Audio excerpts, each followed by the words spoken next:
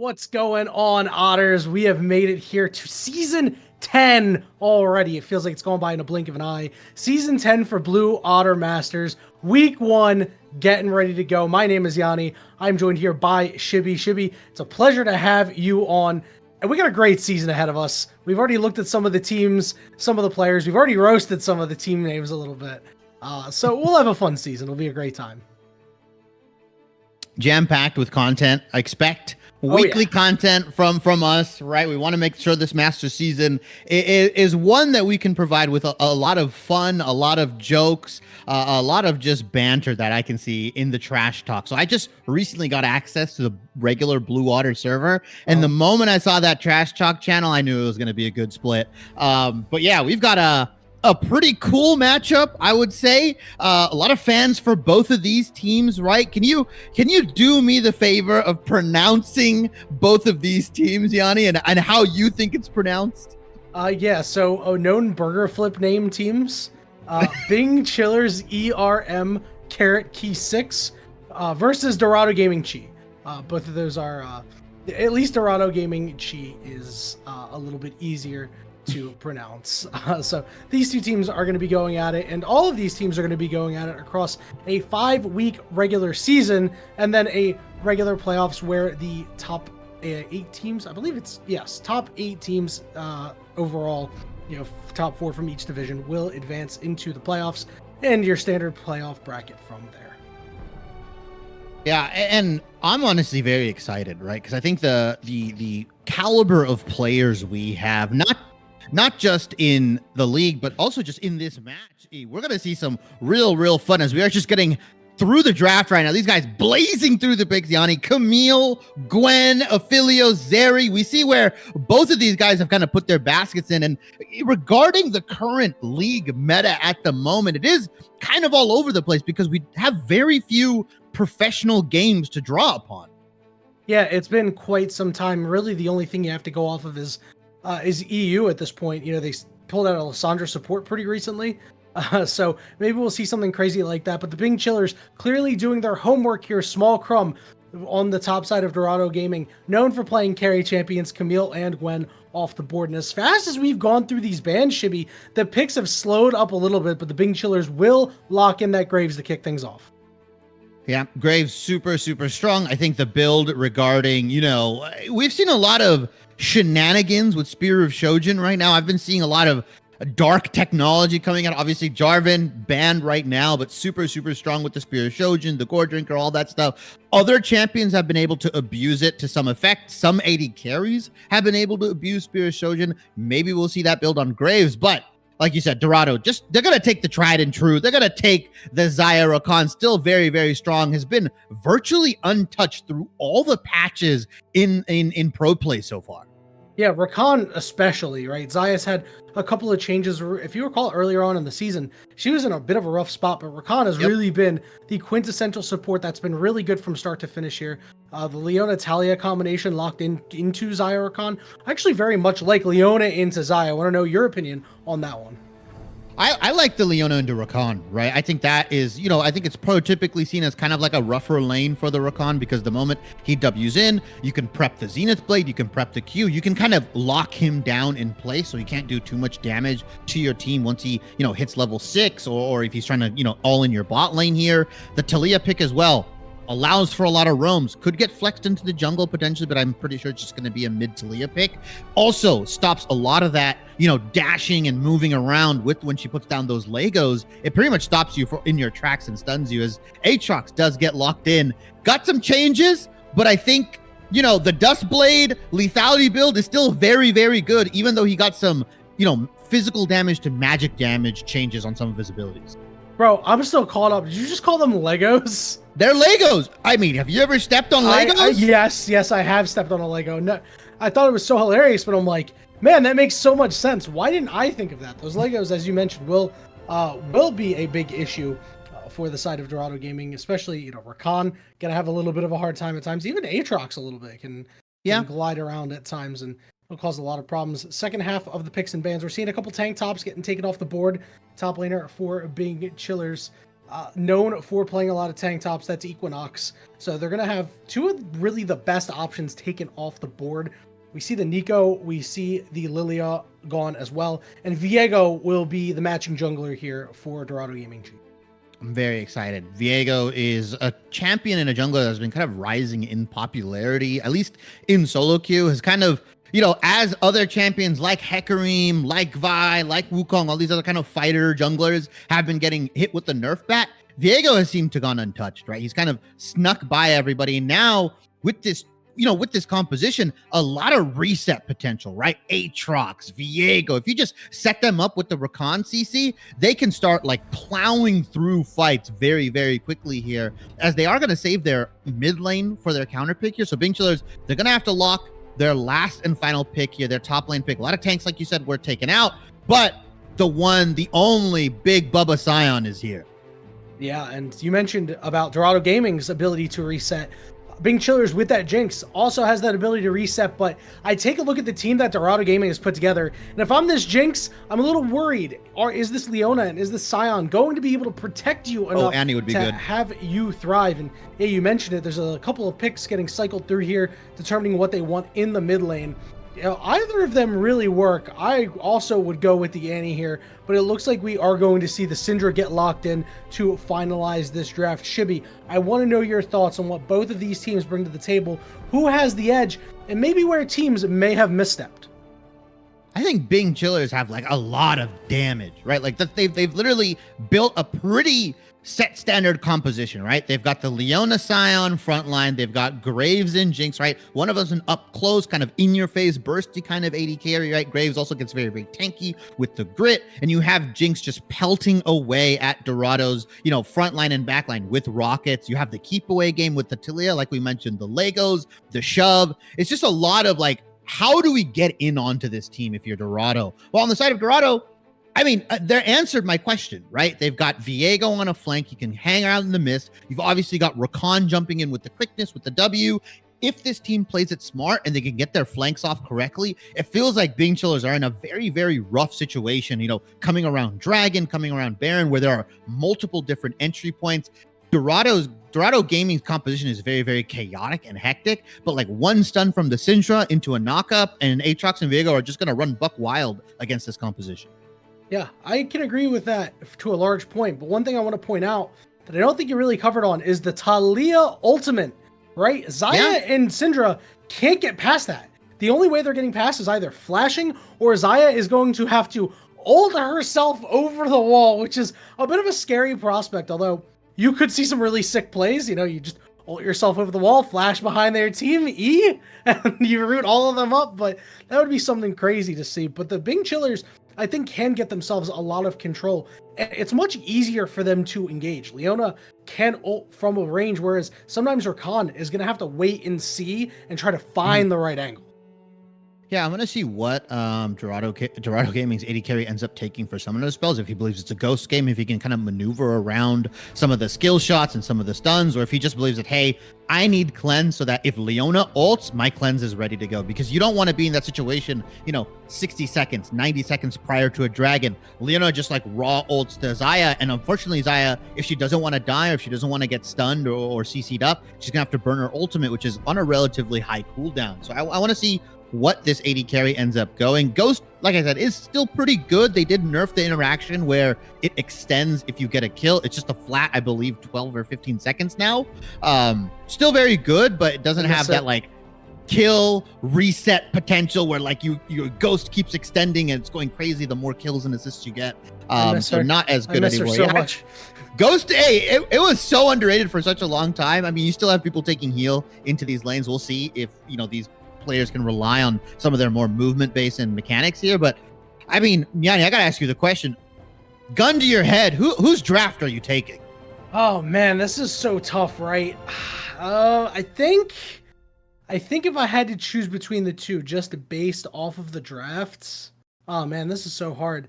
I'm gonna go with the Bing Chillers because I really think that Talia is the X factor, right? I think that cutting them off making Viego ult to get over, to get into a fight and burn that early, or make Aatrox use some abilities to get over this wall and not to chase people down, can have a really, really high impact. Because remember, the higher you go in ranked play and in play like this, you know, the more those little things really start to matter. Yeah, and I've always been a big proponent of ease of execution, right? For as long as you've known me, I've always preached about when you get into these leagues, whether it's diamonds, masters, IBS, right, iron, bronze, silver, anything, ease of execution can almost always beat out some of these more maybe higher, you know, tier champions and these champions that require like a lot of mechanics, right? It's very simple for Bing Chillers, right? You hit the Scion stun, you hit an ultimate, or you hit a Leona ultimate, and you've got your Jinx just playing front to back instantly, right? Pelting this team with rockets who virtually doesn't really have a front line, right? Aatrox is most likely will be the tankiest member on this team, and he requires him to hit people with his ultimate or with his Q, with the Gorging for him to really get some of that kind of drain tank-esque tanking going here. So I like you said, I would go with Bing Chiller's composition simply on the fact that it's very easy to execute. There's solid go buttons. It's not too hard to mess up. And like, it's very easy to see, oh, Leona has stunned this target. Let's throw everything in the kitchen sink at them, and their composition falls apart. Where it gets scary is if Dorado can get those flanks off, can find players like the Jinx, like the Taliyah off guard, and Viego gets a reset. And we've seen what Viego can do at the highest levels. And we'll have to see what they do at this level, because the teams are ready to go. We're in a very short spectator delay, and when we return, we'll get on the Rift for the first game of Blue Water League's new season, Bing Chillers versus Dorado Gaming Chi. We'll see you soon. Everybody to another BOL Masters content piece. I am your color caster for the season, Shibby, and here is my dear friend, someone that you guys already know if you played in BOL Masters, Mr. Yanni Cast. Yanni, what are we doing right now? What is this content right now? Oh my guy, we got the best piece of content. All right, maybe not the best, but it's certainly spicy. We are doing the BOL team name tier list. And as you can see, we've got a couple of categories here, starting with, let's go with the bottom category. Go bottom to the top. The worst category. NA at Worlds. Are you surprised that it's the worst category, Shibby? Self-explanatory, right? NA at Worlds, probably the worst thing out of a major region ever. So I think, yeah, that's a you'd be surprised because it's like, oh, it's below Poopy Name, but I think Poopy Name's a little bit better than NA at Worlds. I agree. Poopy Name is 100% better than NA at Worlds, which is why we put Poopy Name fourth. Then we got Burger Flip in the middle. It just explains itself. You know, it's a 50-50. You might like the name.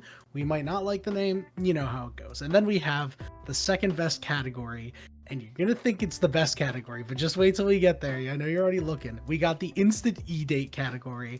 This is the type of team name that when you tell some girl or tell some guy like, oh, I play on a league team and this is their name, that's like, oh, that's so hot. It's time to E-date. Yep. And then finally, we have the best one, the creme de la creme, the thing that everybody wishes they could have, 3 winning lanes. Yeah, this is the team name where you go into your solo queue team, you solo queue and you say, I'm on this team, I play for BOL Masters. Instantly, every laner, like, oh crap. It's like a domain expansion, the hockey from freaking One Piece. That's all that stuff happens. Instantly, all 3 of your lanes just turn into Faker and they start winning. So that's the tier list. It's pretty simple, right? S, A, B, Z, D. We had our own little twist to it. Yeah. We're just gonna go left to right here, Yanni, and for the first team, the number one on the left hand side, the ice cream cone logo. If this was a logo tier list, by the way, much different. It's a pretty good logo. Yeah, it's a pretty good logo. I'm a big beautiful fan of logo. It's a beautiful logo. What is this team name I'm looking at? The team name is Bing Chillers ERM Carrot Key 6. The carrot key, for those who don't know, if you remember, like punching in exponents on a calculator in high school, I guess is the best way to do it. The Bing Chillers as a team name conceptually is really cool. I don't know what's up with the rest of the name. ERM Carrot Key 6. That kind of throws it off for me, Shibby. I'm not a big fan of this one. I gotta know where ERM, what it stands for, right? For me, this goes Burger Flip tier, right? Because not yeah. Burger Flip, Right? Because like you hear Bing Chillers. I can agree with that. You hear Bing Chillers? I'm like, all right, cool. I hear the Bing Chillers. What the does ERM stand for? What does Carrot Key? Yeah, I think it's a burger flip tier. Burger flip as well. I think that tier list or that specific tier is like, if this team wins a lot, everybody's in Twitch chat's gonna be like, Bing Chillers. I'm a Bing Chiller. I'm a Bing Chiller. But if they start losing, nobody's gonna want to be associated with them. No, everybody's gonna absolutely hate them. So cool logo. Cool logo. And the next one up, we have a BOL classic. This organization, participates in every like BOL league under the sun. It is CB Midnight. The logo is clean. The name is pretty clean. And I'm not gonna lie, you tell me you're on CB Midnight. I don't know what the CB stands for, but the Midnight, we know what goes down at midnight. The instant dates. I think it's also just like you said, the brand recognition of CB. Like they're in every league that I see them in, right? Whether it's BOL, Ages, Victor is all the other stuff. There's always have people that are like something champion, right? They're this champion, they're this champion. I think people in like the CB team, they were like previous Diamond, BOL Diamond people, like champions, right? It's just, I mean, I see that. I see all those tags. I go into the BOL Midnight server. I click on the specific channel. Oh, I'm instant dating. That's just what CB is. All right, Otters. We have made it on to Summoner's Rift. Game 1 of a brand new season. The Bing Chillers versus Dorado Gaming Chi. And real quick, before we get into the nitty gritty, want to shout out our sponsors because we got sponsors this season. You might be able to see them on the bottom side there. We got Glitch Energy. Use special code Blue Otter. Get a discount at purchase and pick up Glitch Energy Drink Mix today. That stuff's pretty good.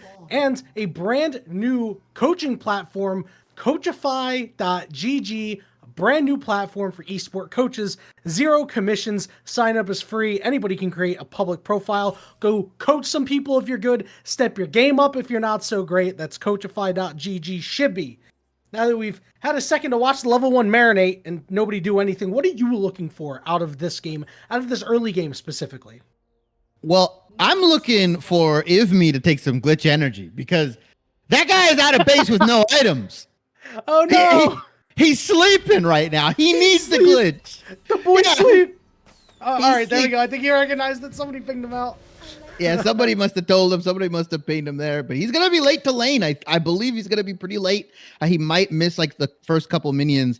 But now, No Talk and Scruff Ninja, they're going to get a nice little ward onto the Raptors. So by deductive reasoning, if the Graves doesn't get to the Raptors roughly around the 2 minute to 2 minute and 15 second mark, they can deduce that this guy has started on the top side and working his way bottom lane around the 3 minute mark. Now we're going to see potentially some interesting passing from Birdo.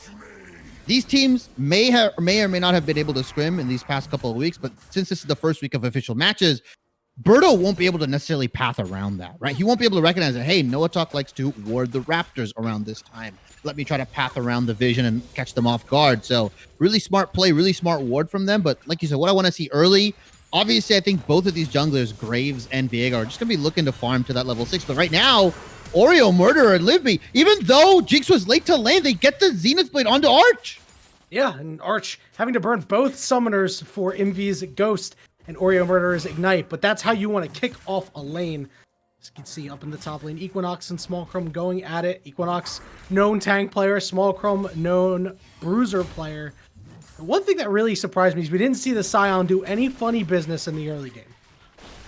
Yeah, no shenanigans, right? Didn't try to take the red buff or anything like that. I think a little too risky because if Viego just gets that 1 kill, yeah, I mean, turning into the Scion isn't a big deal, but getting that little extra bump in gold, right? If he wants to decide to rush the Sheen, if he is going to end up going maybe the Divine Sunderer build or the Triforce build, we'll see what Malstixy actually ends up building here. I think it's just too risky for the Equinox. And honestly, into the Aatrox matchup, you want to try to get as much farm as you can, as right now, he might just get solo boloed. Yeah, it's not looking so hot for Equinox. Down CS, wave crashing into him. No jungler assistance on the top side means that he is stuck on an island. Real Murderer going to spot out Malstixy, who's going to smite the Gromp and just start his recall. So Envy and Oreo Murderer are going to keep retaining priority for right now, as that early engagement doing wonders for them. Meanwhile, in the mid lane, nothing too big going on here, Shibby. And kind of surprised to see that none of them have really gotten an extra inch anywhere. You can see Oreo Murder standing in, getting ready. Q missed from no attack there. And everybody's just chilling, man. The Bing Chillers are chilling, even though they're on the offensive side. Well, unfortunately for Dorado, since Arch has no sums, he's gonna have to play a little bit more respectful, right? Because we haven't seen Birdo anywhere on the map. Obviously, Mouse Dixie, he immediately started pathing top towards that Scuttle Crab. And now another engage from Oreo Murderer. Yep, and Arch has nowhere to go. It's going to be First Blood going over to MV. No items early on, be damned. They will survive with a sliver of HP. And up on the top side, Equinox finds himself on the wrong side of the tracks. Small Chrome going to pick that one up. Give an assist over to Mouse Dixie as well. There's 2 Scions on the board right now. But WTF, yeah. 2 Scions? 2 Scions, Small Crumb, gonna get that kill. Like you said, we kind of see where some of the aggression is. Equinox, unfortunately, put in that losing lane. He's just trying to soak up as much farm as he can. If he doesn't give too many kills over to the Aatrox, this Jinx should be really, really good. I like the fact that Oreo Murderer actually didn't even end up burning any summoners for Arch as well, right? That was a raw Zenith Blade into a full combo. He still has Flash. He still has Ignite. So if they want to fancy themselves another, 2v2 kill, they can, because no summoners were burned on the side of Oreo Murder here. So very, very smart. Nice play from Bing Chillers.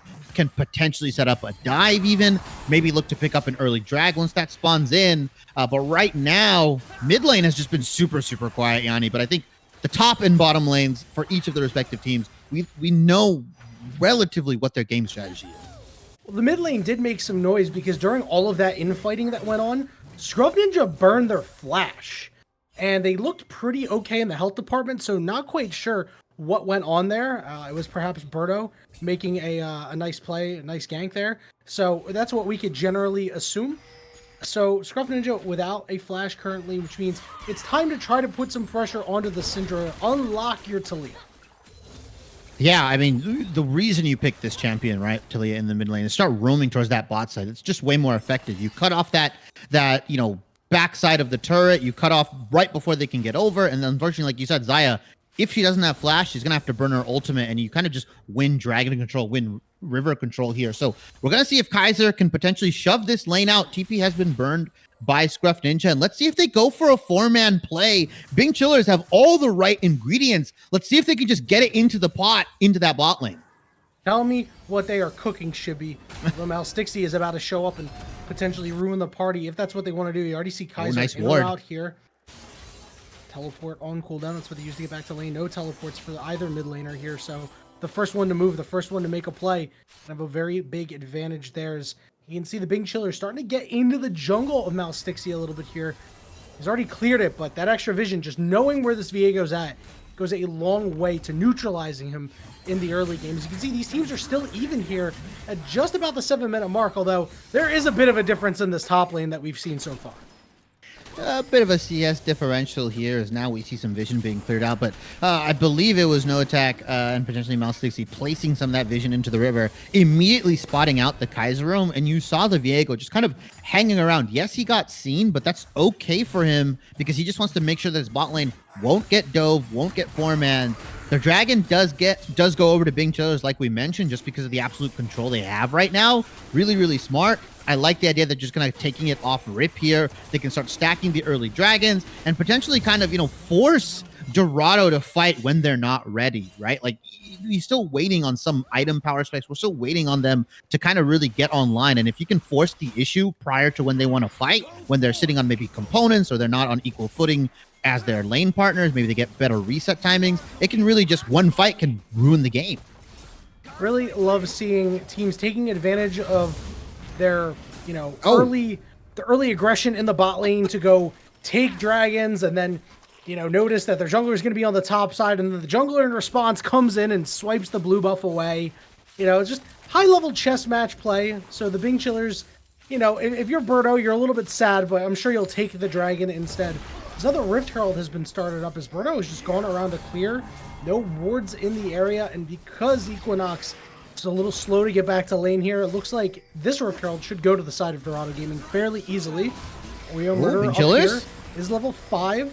Kaiser being stunned. Are they going to go in? There's a flash burn. It's a 4v3 for right now. Everybody getting stunned, and Burno is going to be the one to go down. And they're still chasing Kaiser in a little bit of trouble. Oreo Murder are going to flash away with Mouse Stixie going over the wall. Knock up from Noxiax lands. And now it's Equinox finally joining the fight, but it's still a 4v2. He's getting CC locked, and down you go. Double kill over to Scruff Ninja.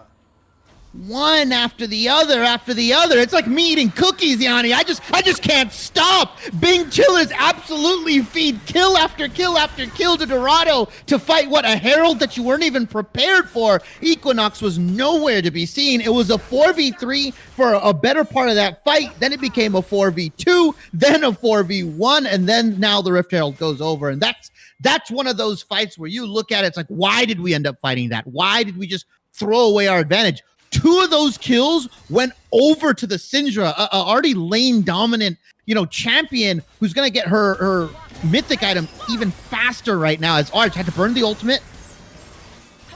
Arch looks like they're going to be able to get out, but again, both summoners down, although, they're not going to get out. They just get wrecked by the Jinx anyway. So a silver lining here for the Bing Chillers, staring down a top laner and a mid laner that are 2-0. Their bot laner responds accordingly. Yeah, and it is kind of rough now that you're 2,000 gold down, right? Because if you look at Dorado, they might fancy contesting this dragon, right? They have the firepower. They have the mid laner that's ready, that can get the shove in, that can bully Kaiser out here. And if Equinox doesn't show up to these fights, so if he's late like the last one and Smallcrum walks down potentially, is right now another dive potentially going to be looking for Equinox here. They're ready. They've got the Rift Herald. Equinox is going to have to sacrifice his life. Equinox is dead. Yeah. Equinox sacrifices life. He's going to be able to clear out the wave, sure, but it's going to be another plate going over. 2 plates there on that Shelly. Pretty happy with he didn't get the cannon. Oh, no, that's so tilting, man. But it's another kill over for Smallcrum here, who has now finished his Black Cleaver. We see Scruff Ninja with their mythic, first to mythic, and right now Envy is saying, guys, you got to help us out here. And, the Taliyah pick so far has not really yielded any fruit. We expected to really make a lot of plays with the ultimate, but even in that fight, over in the mid lane, nothing that they could do to cut off everybody from Dorado Gaming. Now a little behind the 8 ball, only 2,500 gold, but it is only 11 minutes, Shibby. That's a lot, right? Especially when that gold is onto 2 of the probably strongest members of Dorado. The most scary in the early to mid game too, right? Aatrox can just start tearing through your team. I mean, Scruff Ninja, if he lands like a one-shot combo onto the Jinx, could potentially just kill him 100-0 pretty easily, right? Lands the stun, gets the orbs of power, lands the arm. That could just be a dead Jinx, especially with no defensive summoners. As now the flash does get burned. Can they punish? It's a 4v3 once again.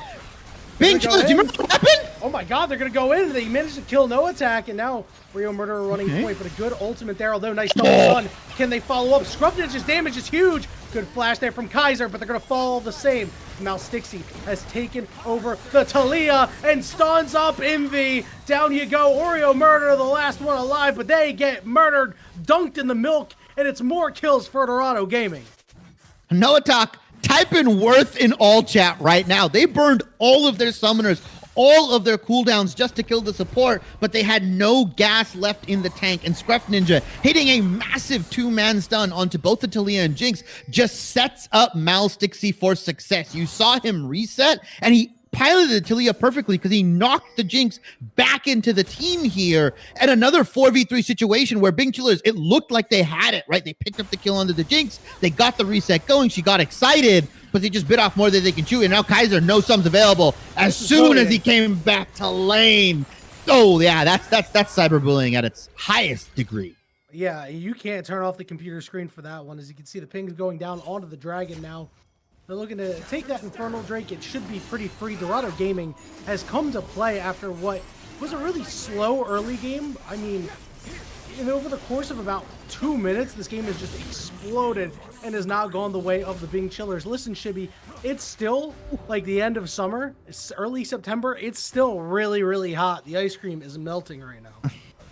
I mean, you look back, it all kind of started devolving around that Herald fight, right? 2 kills went over to the Syndra, another kill over to the Aatrox, and now if at any point one of these champions is there for a skirmish, you almost insta lose unless you play near perfectly. And unfortunately, Bing Chillers, they're on the back foot. Their Jinx is their only saving grace right now. Talia is far and well behind the curve right now. She's staring down a Ludens plus Hextech, a revolver here on the Syndra, as well as you look at top lane. Sion's not getting to that unkillable tank form, right? He doesn't have the Heartsteel, doesn't have the Sunfire cape while you're staring down a Black Cleaver Aatrox.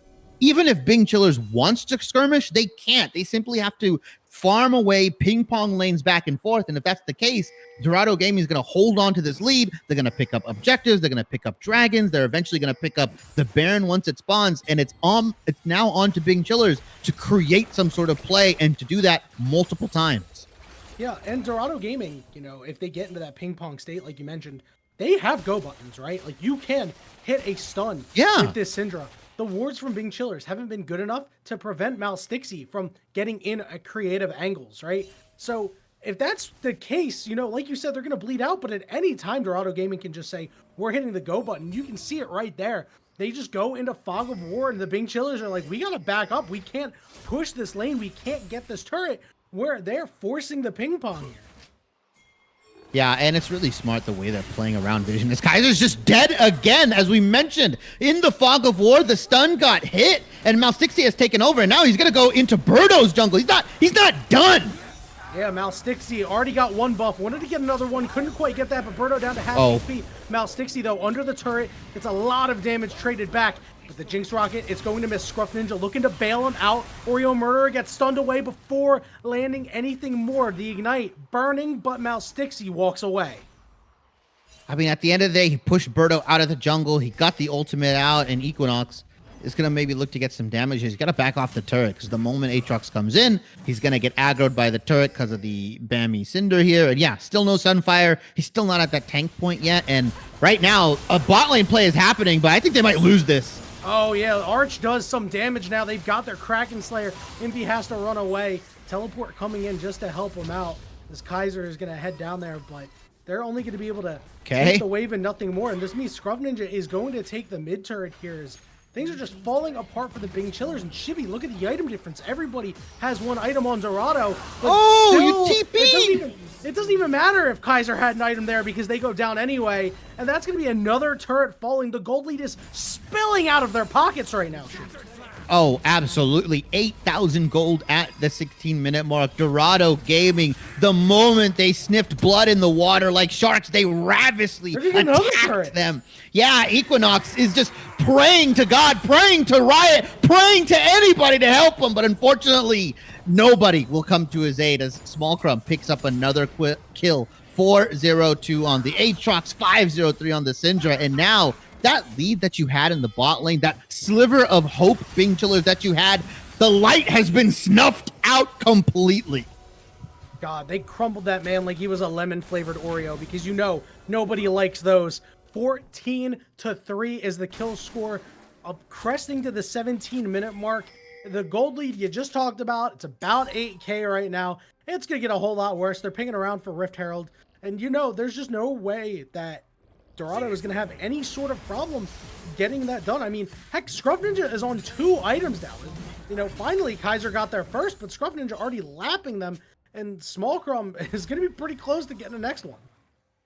Yeah, I mean, he's probably on this back very, very close. And like you said, I think right now, Yanni, we're in the Baron waiting room. This is what I like to call it. You're in the elevator. You hear the music going, the elevator music. You're just waiting for Baron to spawn at this point. You are firmly ahead in gold. You press tab, you look at the item differential. It's absolutely massive. So you can just sit on it. You can wait and be like, you know what? We'll farm lanes. We'll wait for the Baron to spawn in 3.5 minutes, or about 2.5 now.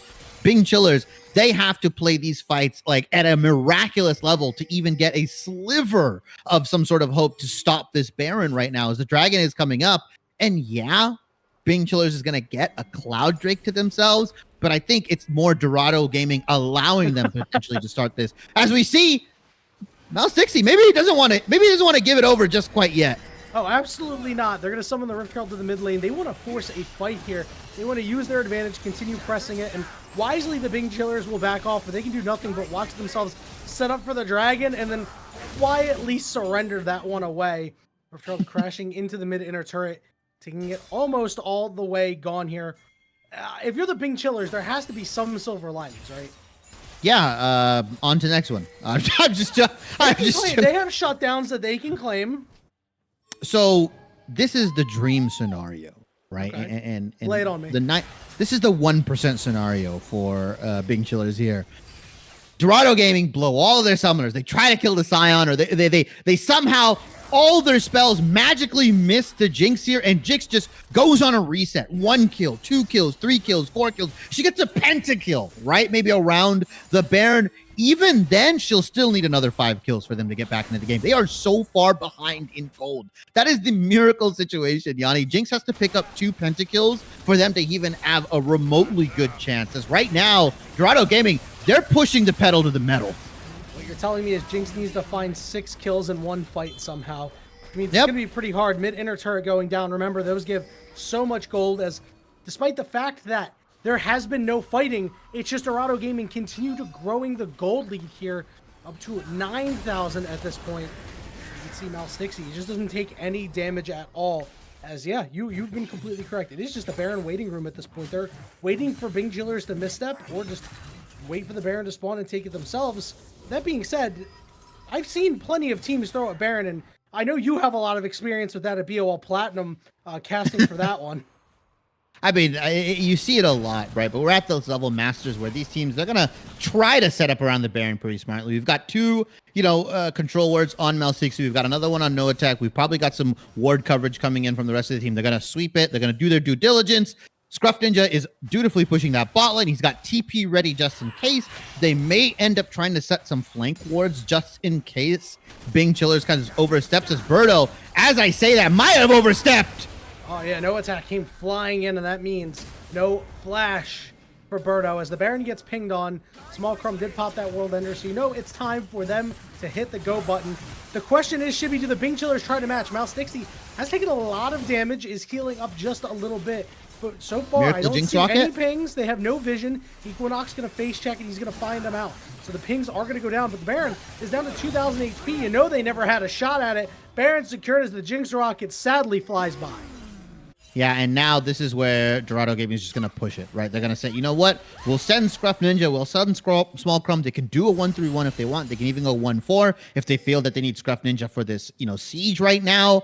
There's so many options on the table, but this is where they're going to choose to maybe start ending. They're going to potentially reset. They do got quite a bit of gold in their pockets from the Baron and from all the waves, or they can just look to maybe push down top lane, mid lane. I think they want to get this game-ending fight. They want to watch Bing Chillers try to overstep and defend a tier 2, potentially just have their last fight at the tier 3 top lane, and they'll just look to end here. The key is that Arch doesn't go down in this fight. Yep. That's really going to be the name of the game here, as the mid-inner turret has fallen. The entire squad is here, but backs are starting to get channeled here. All right, it looks like they're not going to completely back off, though. We are actually seeing a couple. I'm a little surprised at this shitty. They've gotten 1 turret for their troubles for this Baron. You'd like to see Dorado Gaming make a little bit more use of it. I think they're just trying to cash the gold in, right? They're going to go for this final push. We already see where Aatrox is heading. We see where the Syndra is heading right now. Obviously, we see, the 80 carry and the rest of the gang heading down that mid lane. I think now we're going to potentially try to get this final siege. I hate it as much as the next guy, where teams are apprehensive with their Barons, right? They don't want to pull the trigger. They don't want to really look to siege and really end the game here, as they are just going for kills. A Small Crumb, an ulti for an ulti, that's pretty good, especially when you need to siege, as now you don't have to deal with the Talia wall potentially blocking you off or splitting up some of your team. Small win for Bing Chillers, but I mean, at the end of the day, they're still down like 10,000 gold. That's another ultimate burned as well, but one thing to note, it looked like the first ultimate we've seen out of the Talia all game, which is pretty surprising. Yeah. At least I haven't really recalled any at least impactful ones. Equinox up on the top side here does not have Demolish, so it's going to take a little bit of time to get that turret gone, but going to be able to pick up an objective bounty. That's pretty nice. So the Scruff Ninja just soloing this turret down here, looking to put a lot more gold in their pocket. Dragon up in about 15 seconds as Dorado looks to put themselves on soul point. They finally cleared all of the inner turrets, but again, not broken the base with this Baron quite yet. Yeah, they're kind of extending the game a little bit. I would have loved to see them just push for a tier 2 or tier 3 on any of the lanes here. They're taking it a little bit slower. They're crossing their eyes, crossing their T's, you know, dotting their eyes, doing all that stuff. They're taking crossing their eyes and dotting their T's. Yeah, there you go. That's what they're doing. Is the Jinx Rocket once again kind of just sadly flies by, doesn't get an objective. So now there's 3 dragons. Yeah, almost had it. Baron should be, you know, winding down from these guys pretty soon here, as they are looking to potentially get a siege onto this mid lane. We see 3 members strong, no support, no Aatrox though, so they don't really have a crazy engage available. And yeah, the Baron buff has timed off, and now another 2.5 minutes potentially before we see any sort of real action around these turrets. Yeah, and that might have been the opportunities for the Bing Chillers to go in. And naturally, they didn't know that it was, you know, a 5v3 at that point. But, you know, sometimes you just got to say go for it if you see a good opportunity, as the gold lead has only gotten worse. It is now 11,000. And again, Shibby, things haven't really happened. There has been no fighting for the last couple of minutes. And Dorado Gaming just wisely squeezing every drop of gold that they can get, killing all of the jungle camps. I mean, Birdo somehow still level 12 at the very least, trying to keep up with Scruff Ninja at level 15. As you see a flash burnt from the Talia here.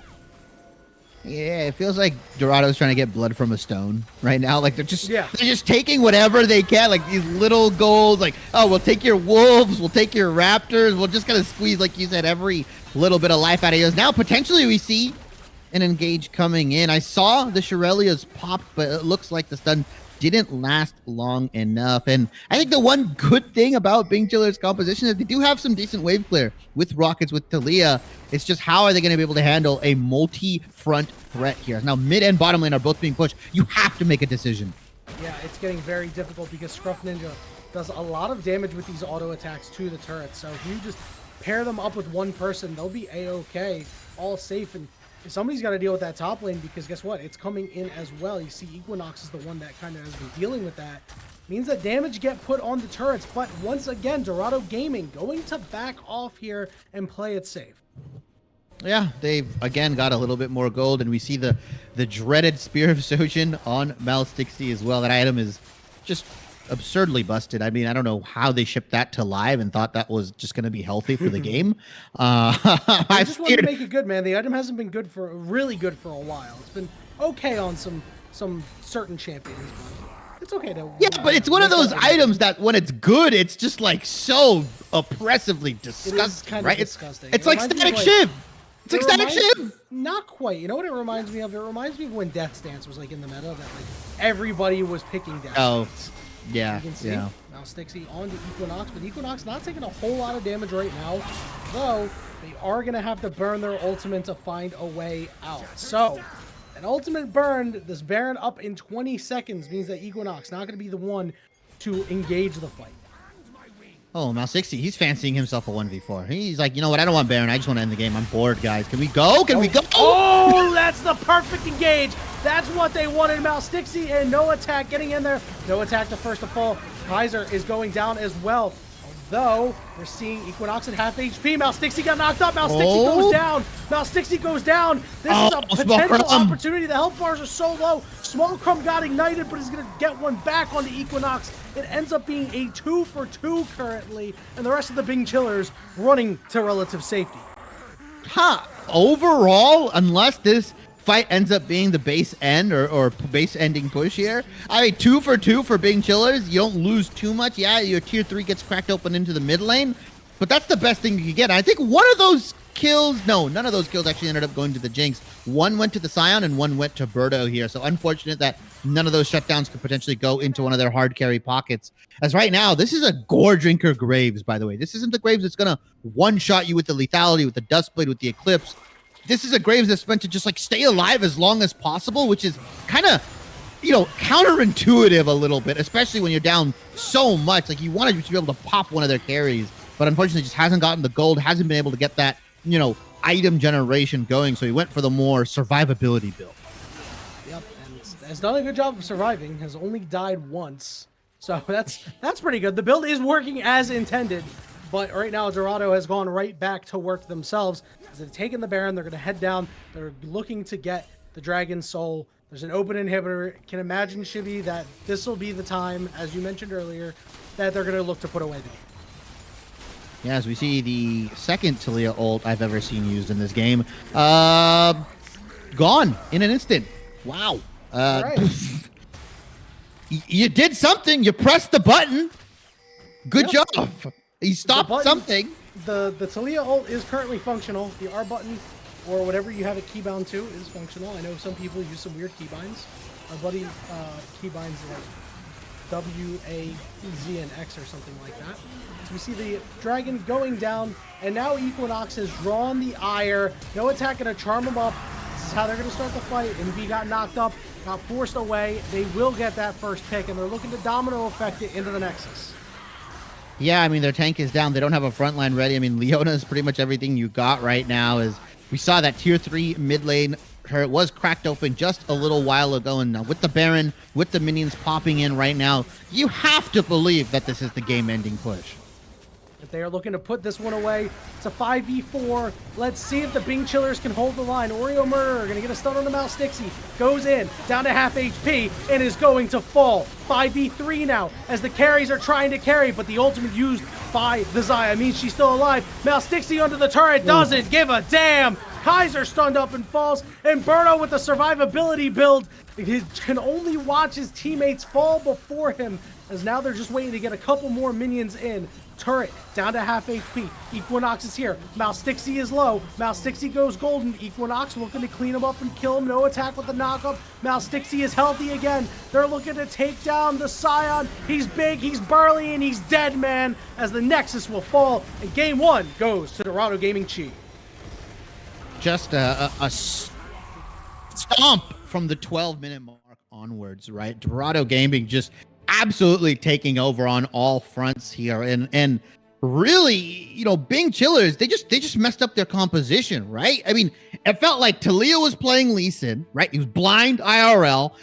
You know, Graves was playing Evelyn, completely invisible the whole game. Like, these two, they had the setup ready, right? You had a winning bot lane. You had the dives ready. You just had to use your buttons. And unfortunately, when those tools don't get used, when you don't push the advantage you have in the bot lane, Dorado Gaming through top, through mid, they're just gonna snowball this game. And like we said, we can all go back to that Herald fight. That's where everything started to break down. And unfortunately, when you take a couple more fights like that in the bot lane, in the mid lane, yeah, you're gonna be down 11K, and unfortunately, you're gonna lose game 1. Yeah, that's how a lot of the Bing Chillers fights turned out.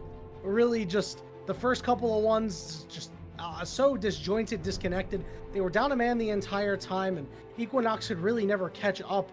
I don't think he had his ultimate available for that first fight, and that means you're fighting down a man, they die, you're fighting down another man once your first man comes in, and it's just a cascade of crap, to be quite honest with you. So we'll see if the Bing Chillers are going to be able to turn it around here. I don't know if they're going to have an answer for Small Crumb 7-0-7. Scruff Ninja as well. A sparkling game. The solo laners didn't die. Shibby, I think that we're going to need to see a different jungle pick or 2 different lane picks here to get some guaranteed opportunities to try to kill these solo laners. Yeah, like I said, I think the game plan was laid out for them, right? They had the composition on the side of Bing Chillers. They just didn't execute, unfortunately. They just didn't try to go for anything. I mean, I don't want to pin the blame on like one player, because it never is one player's fault. But if you're picking Talia and you're not like ulting bot trying to set up dives, if you're too apprehensive, if you're scared or anything like that, then you're not going to get anything out of this Talia pick, because he stunted his initial mythic item by going, instead of going Lost Chapter, he ended up picking components for Lost Chapter plus tier. And then right when Syndra, had the Lost Chapter, she picked up a double kill, I believe, and then she was just able to rush that Ludens. And now you lose out on the skirmish potential. So what do? You have to create uneven fights. That's what you're supposed to do with Talia. You set up dives with your Leona, you have the upfront damage with the Graves, the Talia Jinx, and you just repeatedly dive bot lane here. They didn't do that at all. They unfortunately never roamed down. They weren't able to coordinate with their jungler, Umberto. So I think these two, they've really got to sync up. It's first game, first week. I get it. But you guys have to be like understanding of where our advantages are and what we need to do. And it's, some people would typically blame the bot lane for not calling for the dive, but it's up to mid and jungle to recognize that they have the advantage. They're able to do this. They just never pulled the trigger. They were too scared. A little bit of a rocky road to start the season for the side of the Bing Chillers. So they're going to have to go back to the drawing board and figure out something new. Not their best, but there is a very long season ahead. We're going to take a very short break while we wait for the teams to reconvene and put something new together. And we'll be right back with the Game 2 draft between the Bing Chillers and Dorado Gaming. Winning lanes, but I think we have a 3 winning lanes. We got a couple names here. It's pretty good. It's pretty good, but it doesn't it's not like flashy or like it's really cool. It's like low key cool. It's not like, oh my God, that gets me absolutely excited. You know, it's a pretty cool name though. But next team that we have up actually is Dorado Gaming Chi. You know, Dorado Gaming Chi, it's a pretty cool name. But I can see why some people are like kind of 50-50 on it. Dorado Gaming as a whole, though, sounds very cool. But Dorado I don't know. Gaming. What do you think about this, Shivy? What do you think about this? Because I don't know if I want to put it in Burger Flip. So I've thrown it in Burger Flip tentatively. I think Dorado Gaming. I don't know. When I think of Dorado, I just think of the Overwatch map. No. We have to put it in Burger Flip. You know why? Why? What was El Dorado? There's the city of gold. You can put gold at the top of a tier list? No, it's Burger Flip. No. Yeah, no, you're not going to put gold at the top of the tier list. Gold's, you know, depending on who you ask, gold is considered a not so hot tier in League of Legends anymore after the introduction of Emerald. So that's true. That's Dorado true. Gaming, as much as I love the org, I think that has to go in the Burger Flip tier. I would agree. I think it's one of those things where, like, again, if they start winning, everyone will be like, oh yeah, DGX, right? Like the 3-letter name value for it is kind of cool, right? Like the Dorado Gaming. Well, if you look in the logo, it's DOG because there's the O at the bottom at the end of Dorado, you know? So yeah, I mean that doesn't mean they got that dog in them though. I think we're gonna keep it at Burger Flip. Nothing is it poopy name yet, or 3 winning lanes, or at a worlds yet. We might be seeing one of these pretty soon. Our next team is Dog Yu Sun. Now, in fairness to this team, their support's name is Yu Sun. So they named the team after Yu Sun. Dog Yu Sun. Brother, I don't know whether or not. Welcome back to Blue Otter Masters Week 1 of Season 10. Yanni and Shibby still on the call for you as the teams really quickly got back to things. Dorado Gaming and the Bing Chillers swap of sides now. Dorado Gaming going to find themselves on the blue side, Bing Chillers on the red. So we're back into picks and bans, and this time around, it's really just the same bans, right? You're going to try to ban these carry top laners out of the side of Dorado Gaming. And you saw what happened last game. Small Crumb went crazy. Yeah, I mean, it wasn't just Small Crumb, right? It was Small Crumb. It was Syndra. It was everybody at one point. Even, Mouse Dixie on the Viega was pumping out resets. I don't think we're going to see any trauma bans coming from either of these teams just yet. I don't think so. I doubt Bing Chillers was going to specify any one individual champion. It's just that fact that, Dorado Gaming, they picked the carry into tank matchup, and they're very, very solid on that. Graves, pretty high prio, obviously was picked by Bing Chillers last game, and we're going to see if Dorado Gaming are going to look to take it away, or they're just going to take a piece of that Xayah Rakan bot lane here. Now, it's up to Bing Chillers. Do they want to just take the Leona counter into obviously the incoming Rakan pick, or are they just willing to break that combo up and go something like Rakan Kaisa, or potentially like, something that doesn't fit Rakan really well, right? Maybe Rakan Ezreal, something like weird and wacky like that. Potentially that could be their move here. Or they might look to secure one of the tanks that was banned out very early on, in the second phase of ban phase from Dorado Gaming. Instead, they're just going to opt in for the Leona into what is most likely going to be the Xayah Rakan here. Are they just going to run back the same bot lane, though, with Jinx? I think that would be okay. I mean, you saw it worked. It worked totally fine in the laning phase. Like, things were generally very, very good. They put a lot of pressure onto the Xayah. And overall, it's like, all right, you take your wins where you can get them.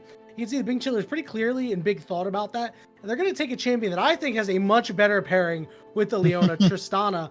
Although this could be a Tristana mid, saw a lot of nerfs pretty recently specifically for the mid lane. Still okay in the bot lane, relatively untouched. You see Dorado Gaming hovering a new look could potentially go with the Braum. I still like the Rakan here, but I mean, you know, at least the thoughts of like, hey, we could mix it up. There are other good pairings. Yeah, I mean, Xayah Rakan pairing in regards to like what those champions pair with really well. Xayah is definitely on the better end of that stick, and they are just going to take the Braum here to kind of block a lot of that damage, especially if they think it's a double 80 carry composition. That shield starts to put in a lot of value here, like you mentioned. Could be the Tristana mid. It did get some nerfs, but you don't necessarily have to build static Shiv on it, right? You can just play the Tristana mid like a static, 80 carry in the mid lane, as we do see the Nidalee coming in for Dorado Gaming. Does that potentially reckon a Renekton pick in the top lane? The classic LPL Renekton Nidalee top lane? Is Bing Chiller's top lane, is he just not going to have a good time up there? Yeah, you're going to call the Bing Chiller's top laner bin because he's going to get thrown in the bin if that is the case. Although there are opportunities here for them to ban out that Renekton, as Ziggs is going to be the lock-in here. So, a very common flex here, Tristana Ziggs. They could literally go anywhere, Shibby. So I'd like to see that Bing Chiller is employing that sort of strategy. We started to see it at the highest levels of play, and it's really great to see. As we're going to see Syndra going to be the first trauma ban to come in. That is the trauma ban. That's the ban where they're like, you know what, we don't want to go against that anymore. As Dorado Gaming, if I'm them, I don't need to change my ban structure up too much, right? I mean, I'll ban the same stuff. We'll take the Ornn away. We'll take another tank top pick away, and we'll force you to go something else if you want to pick it. As Bing Chillers, either they're listening to us, or they had the same idea we did, and they're like, we see Nidalee hovered early. Let's just take the Renekton out of the window. But there's a lot of other champions that this Nidalee can pair up with. There's a lot of other, aggressive, carry top laners that can stun and set up for this Nidalee. It's not just the Renekton, it's just one of the better picks that we've seen. Well, one thing that we're certainly not going to see is Ornn or Malphite once again. The exact same bans for Dorado Gaming. And why wouldn't you? Why would you switch it up? There's no reason to after how well the first game went. So we're going to have to see what Equinox is going to have available to them on the table. It looks like we're going to see a Graves come in once again here for this jungler. And Berto looked okay. I think he might have been a victim of the game falling apart around. Yeah, I think you could say that. I mean, he did the right things at the right time, right? Like he got the dragon when his bot lane was winning. Don't know if the call for that, Herald fight was on him or it was more of a team decision.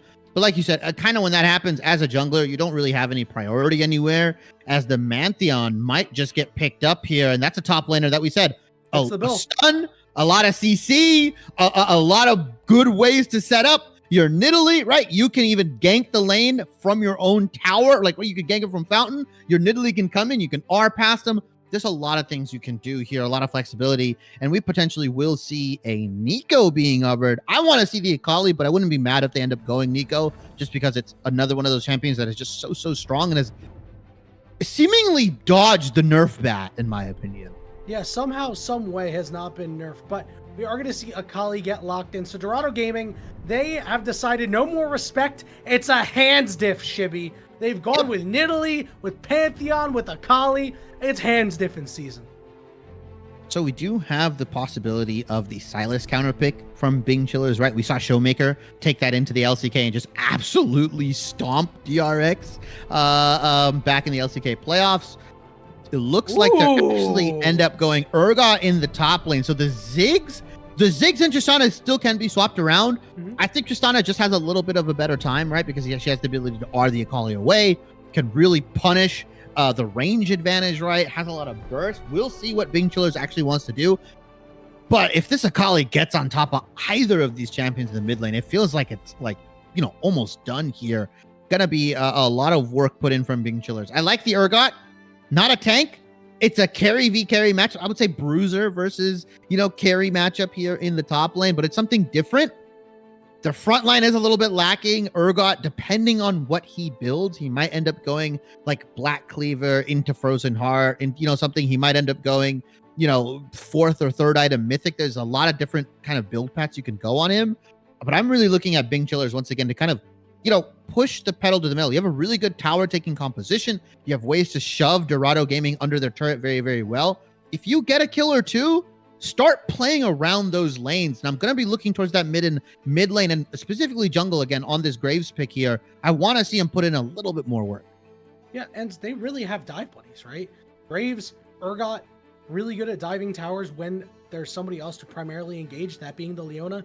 Tristana, great when it comes to following up as well. So they've got opportunities to go set up dives on turrets because you got pushing lanes, dive the turret, get the kills, reset, and then go take the tower as well. There is potential here for the Bing Chillers, and Urgot also late game insurance, right? Because we know when this champion hits level 14, 15, 16, if you're not like so far behind that you're out of the game, he becomes pretty difficult to kill.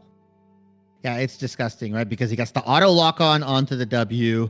If he can get the, execute onto his R and he can just like flash into your team with the fear. Yeah, he kind of becomes a little, I wouldn't say unstoppable, but yeah, he becomes a menace. And especially against Dorado Gaming, right? They don't have that crazy front line that can kind of go toe to toe with Urgot. They kind of have to say, hey, you know what? We're going to pick one character and we're just going to have to absolutely throw everything. The Nidalee Spear, the Pantheon Stun, the Pantheon Spear, the Execute from the Akali, right? They just kind of have to shove all their damage onto one of these champions for Big Chillers and then just win the fight from there and steamroll. And we've already seen that they can do it with the Viega, with the Aatrox. Bit of a different look. I'm going to say that, Dorado Gaming's coach kind of let him say, you know what? Since you stomped game one so bad, have a little bit of fun.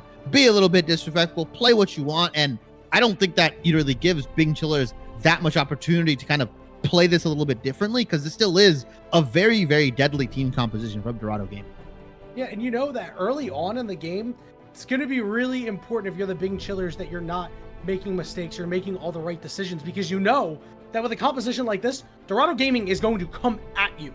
It's not like last game where, it's like, okay, we're going to try to get a pick here or something like that with a Syndra, scout of the week or something like that, or Rakan's going to fly in. This is like, we're going to try to hit you from the shadows. Pantheon's going to kind of walk up a little bit, and then a Nidalee Spear is going to chunk you from over the wall. And then the Nidalee's going to follow up over the wall or something like that. So you have to be on high alert. And if the Bing Chillers can turn around any early aggression, they can be in pretty good shape. Yeah, I think that, like you said, the one thing to note is that Dorado Gaming, they showed it in their last game. They're just so smart around playing, around vision, right? Going into the bush, taking, fog of war and making it their own, right? Really just saying, we're going to set up these trap plays. We're going to set up these, kind of moments where if you face check this, or if you're not really smart about your pathing, you'll get bursted out, you'll get killed, and you'll get bullied. We saw it happen to Talia multiple times. Heck, when she was in full vision in that bot lane, she got dove and killed multiple times, right? Bing Chillers has to be a lot smarter. They have to be a lot more patient, and they have to understand that Dorado Gaming are going to play dirty. They're going to play around fog of war. They're going to set up these trap plays. And as long as you can avoid it, as long as you can kind of get past that kind of weird early game that Bing Chillers had, if you can get to that point where Tristana starts outranging the whole team, where the Ziggs bombs start really, really hurting with the Ludens plus Shadow Flame, right? Then you can start taking some of these skirmishes here. Like I said, it really just sometimes the game ends off of one fight. And as long as Bing Chillers doesn't make that same mistake again, if they can play the early game relatively close that they did to game one, they might have a real shot of tying up this series. Well, we'll have to see if the Bing Chillers have it in them to force a game 3, or Dorado Gaming are going to send everybody, I guess I would say home early, but I think everybody here is watching in casting from home. We're going to take a very short break while the teams get into game. And when we return, it'll be game 2, potentially the last game of this 3-game set. Dorado Gaming looking to end the series. Okay, I think right now it goes at poopy name because I like the heartfeltness, right? Yeah, you know what? I can agree with that. Like, it's like if I would name it like the Flying Yannis. It's like, all right, like not the best name, but me on Tristana every game. Wing it. I didn't know you took tactical spot. My bad. I just kidding. He's cool. He's cool. That hurt. That one hurt. Yeah, that one hurt. That was messed up. I think it's the heartfeltness is cool. I don't know what the dog you is it just supposed to be like dog university? Like it's supposed to be like everybody's a dog? Bro, why do we got so many dogs in here, bro? Also, can we just Can we talk about the logo real quick? It's a work in progress, get it? Because it's a toolbox. It's horrible. I like. This reminds me, like, you know what I'm gonna say when I cast it? These are a bunch of lunch pail kind of guy. These are the guys that took the picture on like the skyscraper with the metal beam over New York. They're the, what do we say? The first one in, last one out. Real lunch pail. Now you're just doing like Madden descriptions of draft prospects. John Madden, John Turduck. This is a turducken team, bro. God. Not the turducken, bro. Oh, You're lucky this isn't a logo tier list. That would be an AOR. Oh, that would be 3 winning lanes. No.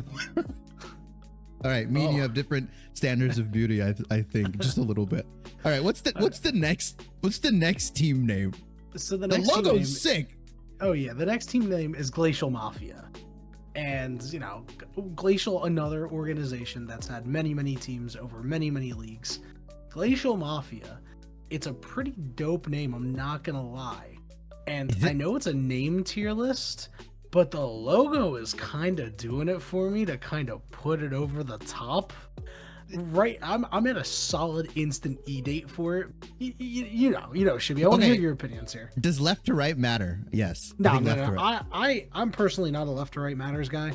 Okay. Then we put into left to right matters.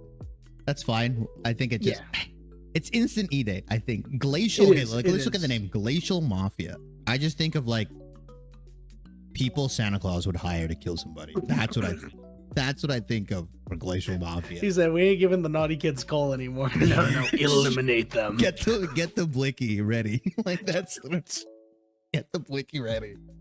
That's what I think. This is a family friendly show. I heard it's 10 p.m. where I'm at. It's after hours BOL content. It is kind of after hours. It is 1 a.m. here. Oh yeah, you're in East Coast time. Logo is sick. If we do a logo, if we end up ever doing a logo tier list, I think that'll be different. But yeah, whoever the logo person is. But the thing is, it's weird because it's Glacial Mafia, but it's 5 playing cards. But then it's like someone in a suit. Like it's kind of all over the place. Actually, the Mafia was known for playing card games. They would have their underground card games. That's how they did their gambling back in the day. You know, this is a good one. This is firmly instant E date with potential to go to 3 winning lanes. But I'm not seeing it. It doesn't jump out at me. Fair enough. Now this one is a team that could be 3 winning lanes. Their team name is Hypnotic Vice. I don't know. That sounds really cool. You know, Hypnotic Vice. That sounds pretty cool. Is it 3 winning lanes? Is it 3 winning lanes? I like it better than Glacial Mafia. And we thought Glacial Mafia was pretty close. So I think this is a 3 winning lanes angle, or we just need to do the left to right matters. But I don't know, man. This is a cool team name. Just Hypnotic Vice. If left to right matters, it's not wordy. Yeah, it's Vice clean. Is a cool word. It uses the letter V. It uses the letter Y. I mean, this is like everything you want in a name, right? That's true. I'll put it at 3 winning lanes. It's got 3 winning lanes. You convinced me. It used the letter Y and V, by the way. But Hypnotic Vice is I think of Vice City. I also think it's like I said, the logos don't matter, but this logo is kind of cool with the pink and the blue and everything. Oh, it's such a dope logo. Okay, so this team is also one that I like a lot. This is Iceborne Dawn. Oh, that's kind of cool too, honestly. Bro, Iceborne Dawn. Iceborne Dawn. That's hard. Iceborne Dawn. Like I think of winter mornings. You wouldn't know this because you live in Arizona now. Think of winter mornings where the grass is like frozen over. I think there's like a frozen dew. Yeah, it's like just absolutely frozen. Iceborne there's Dawn's 2 frozen. Cool. You know the thing I don't like is that there's 3 ice teams. It's Bing Chillers, Glacial. Welcome back, Otters. We're on Summoner's Rift for Game 2. This 3-game set. Dorado Gaming, Bing Chillers. We saw what happened in Game 1 to the Bing Chillers. They were not chilling. And Dorado Gaming, listen, they put the Bing Chillers in a pup cup. A pup cup? Yeah, because they're dogs. Damn. Okay, that was pretty rough. As right now we see pretty rough. That's pretty. Yeah, you like that? All right, I do. all right. You know I like that. No more. What do you mean no more? That's how I base my entire casting personality. Dog jokes. Oh, dog jokes. Bad jokes. No, bad jokes, not dog jokes. Oh. Nasus. Get it? That's a dog joke. Oh, Susan. Anyways. Bing Chillers, like you said, Bing Chillers got absolutely dumpstered in game one. Like, I don't think there's any polite way to put it, Yanni. It's just that they lost control after that Herald fight around the 9-minute mark, and everything kind of spiraled out of control here. Obviously, they're looking to kind of replicate some of that early game that they had in game one. As we see, like you said, the Tristana flexed into the mid lane, as I suspected, has a bit of a better matchup into the Akali. The Ziggs Leona is just going to mindlessly shove the Xayah Braum away, right? They're going to shove them under turret. They're going to land these bouncing bombs, and it's going to be a rough time. We've seen a lot of AD carries kind of across Twitter, and the Twitter analysts pretty much say that Ziggs is like a Z-tier bot laner, right? He's like by far one of the best, and I like the fact that some of these bot laners are actually just picking it up because it actually is so good. Yeah, he's actually just dastardly. Like, it is so annoying to play against as an AD carry player, and then playing him, it's just like, it feels like you're cheating, you know? Like, so we've seen so many, at very many levels of play. You saw Neo play it a lot from Mirage Alliance. And then the flex, just the ability to flex it is really, really huge. So I like that coming out from the Bing Chillers here. I'm going to take count of a couple of summoner spells. The Tristana went teleport, and that interests me a lot, honestly. I like the fact that you just try to keep Scruff Ninja in the lane, right? I don't think he's going for the kill, right? He's not going to go like Ignite, or he's not going to go like, Ghost. He just wants to make sure that the Akali doesn't roam, doesn't leave the lane. And as long as you have teleport to match as well, you can always kind of say, you know what? If you go bot lane, I'm going bot lane. If you go top, I'm going top, and vice versa. And I think the one thing to mention as well with that Ziggs bot lane is that it just takes advantage of the fact that AD carries have a very, very low MR per level and just base MR in general, right? So they lose out to these mage matchups over time, especially if that Ziggs is hitting these bouncing bombs and hitting all these spells. Like, Arch is going to be a really low HP really, really quickly here. As we see, Birdo once again kind of full clearing here, and Mouse Dixie as well. He's most likely going to full clear, just waiting for either Small Crumb or potentially no attack in that bot lane to set something up for him. But we see Small Crumb, because he picked the Pantheon, because he has that, I'm going to say, semi-global ultimate, opted in for the Ignite into Urgot. Yeah, that makes a whole lot of sense. You know, when you pick this champion, you pick it to win your lane. And I like what Birdo did, clearing bottom to top, make sure that you can provide enough protection for Equinox, because you have to make sure that Equinox, again, doesn't get too far behind in order to really execute on this Urgot pick. And you can already see there's a bit of a CS differential, but as long as you're not dead and you're not many levels down, it's A-okay. Although Nidalee now here in the mid lane forcing a leap out of Kaiser, but so far, not much. That's kind of what Nidalee does, man. Yep. I throw spear, I will hit it, I go in, I miss, I walk away. That's pretty much everything that happens here. Now, Equinox. Okay, Equinox flipping the script here in game 2, forcing a flash at a Small Crumb, although Equinox themselves are still a little low. Yeah, and I think just getting all those shotgun knees pretty much on top of Small Crumb just absolutely bursted out this Pantheon here. Unfortunately, Small Crumb couldn't get the E damage reduction or damage nullification off, so he just kind of ate every single auto from Equinox here, which is going to put him pretty low, and especially because he doesn't have that teleport, Small Crumb has to stay to level 6 if he wants to use that ultimate to get back in the lane, while Equinox has the TP available, so it could potentially shove him out, get really, really aggressive. But we see Mouse Dixie, a smart play here, just hovering around the top lane in case anything happens. Yeah, Mouse Dixie feels like they've been in the top lane for literally ever, and they still are right now. There's nothing to take up there, Mouse Dixie, and you see Small Crumb already starting to back, so a lot of wasted time here out of the Dorado Gaming topside is... We may have run into a bit of a pause here. Not quite sure, but we see early on in the game that things are going the Bing Chillers' way. And listen, it kind of looks similar to this earlier, but it feels like there's a little bit more urgency with them and a little bit less with Dorado. I mean, we can just look back to game 1. It kind of is echoing kind of the same sort of stuff, right? Bing Chillers getting some nice early game advantages, like shoving the lanes in, getting some favorable trades. We just have to make sure that they don't let the game fall apart off of one fight. They don't over-aggress for an objective here, especially with the fact that once again, they've drafted themselves a bot lane that can get the shove in, that can start winning, that can really start pressuring these early dragons. I liked what they did last time. It's just Dorado Gaming, like we said, the moment they saw blood, the moment they saw any weakness, they just immediately snapped on them and were able to just put everything against Bing Chillers here. Like you said, it's a little too early to tell right now. It's 5 minutes into the game, as I believe was just like a pause. I think somebody disconnected. We'll get probably an update on that the later we get in. But looking at the comps, wasn't the one that disconnected, but certainly looked like they were just kind of sitting on the top side. I mean, we understand why, right? But you know, not being able to get anything off of that was really kind of bad. But I know you were about to make a point. So, well, what were you about to dig into? Well, I think just looking at the comps, you know, holistically, obviously Dorado Gaming is on a much higher execution composition, right?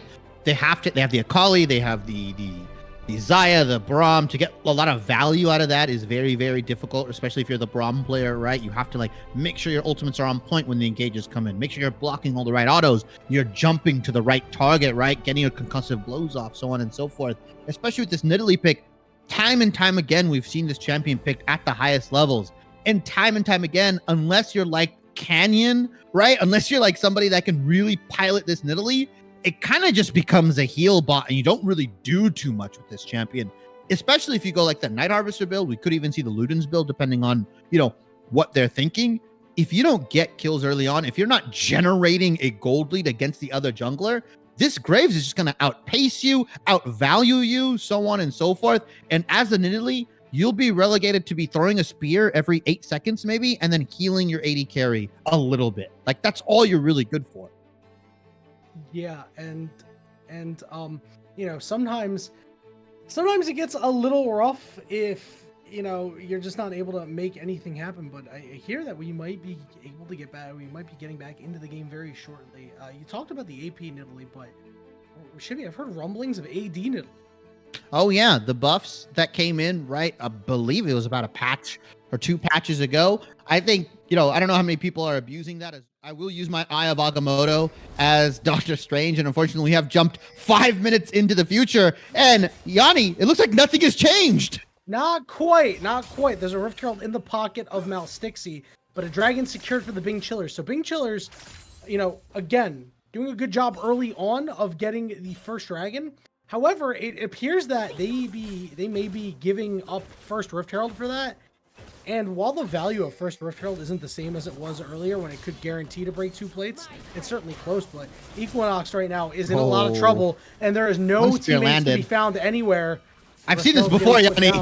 Yeah, we've seen this movie before. On the bot side, Oreo Murder are very low, but Arch won't be able to continue, although they take a turret shot for their troubles. You can see on the top side, Equinox trying to do what he can, but it's first blood going over to Mount Stixie. And on the bot side, Arch is the one that goes down as Ziggs manages to survive, and Berto going to try to respond on the bottom side. Does have that ultimate available, but no attack, able to walk it out.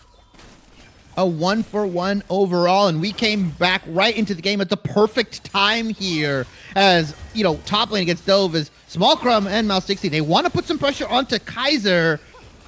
He gets used by the Pantheon. Oh, Crumb still alive somehow, although Kaiser is not looking to get in. Malstixi has to flash away as well, so nothing for the Tristani here, but pretty damn close. I mean, you saw the play. I saw it, right? The explosive charge into the final auto, into the ROA to get that last tick of damage. I mean, I feel like if Small Crumb wasn't like popping a pot or wasn't, you know, he just took one more auto, he would have been dead, and the reset would have come in from Kaiser here. Very, very lucky. That could have turned really bad for Dorado if this Shoshana picked up a kill or two. As Equinox finding out that the Kaiser went into the top lane, went mid lane, got the wave shoved out, and now they're going back to their respective lanes here. Overall, 1-for-1, even trade. First blood does go over to the Nidalee here, and I do see that Sheen being picked up, like you mentioned. Yeah, and one thing to note is that, again, this is very similar to how the first game went, except this time around, they're not locked at the same gold, right? Dorado Gaming hovering around about 1,000 gold lead, and a lot of that is coming from this top side. I mean, this is a very large CS differential. It's you know, 25 right now, and it's only expected to really get worse here. Equinox having to go into those plated steel caps early. Small Crumb looking to just do whatever he wants. No summoners available, though. but potentially more plates for the taking. The question is, will they pick on them?